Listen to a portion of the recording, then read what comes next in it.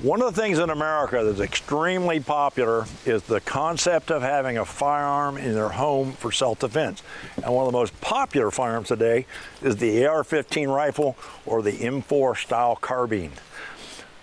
Many people have them, but really don't understand the modes by which they should keep these things in the home. And one of the things you need to understand about the method you keep it in the home is it should reflect the conditions of readiness that you deem necessary. And please remember, keeping a loaded firearm in your house has a lot of responsibility with it. It can be unsafe, especially if you have small children or people have access to your firearms that are not cleared or not trained to handle them properly. So you've got to make the judgment. It may be a case where the gun unloaded and secured and locked away in a safe is the best way to keep your firearm. The downside, of course, is if you need it instantly, it's pretty slow to get to. So we're going to address the fact that if you keep a firearm unsecured, not locked away, and you think you're going to need it for self-defense, what are the modes or the methods by which you want to keep it ready? One of the things I recommend is that you address the fact of how quickly do you need to put the weapon in play.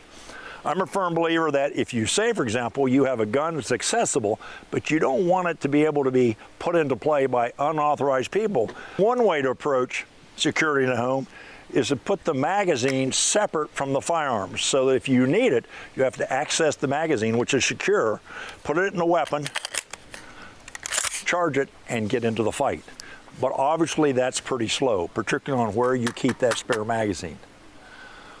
There's two methods that I recommend, and the system that I use and I teach is really pretty straightforward. One of which is, the first condition is basically what we used to call a half load. Now it's often referred to as cruiser ready because it's real popular in American law enforcement. As you know, most police cars in America, cruisers, have now, instead of a shotgun in a rack, they have an AR-15 type weapon. And typically the way that's done is the chamber is empty. There's nothing in the weapon. The hammer's forward. Safety is in the off mode. You can't put the safety on. You take a loaded magazine in turn, put it in the weapon, make it secure. This is the technique or the method that most police agencies store their weapons in the vehicles. Loaded magazine in place, empty chamber.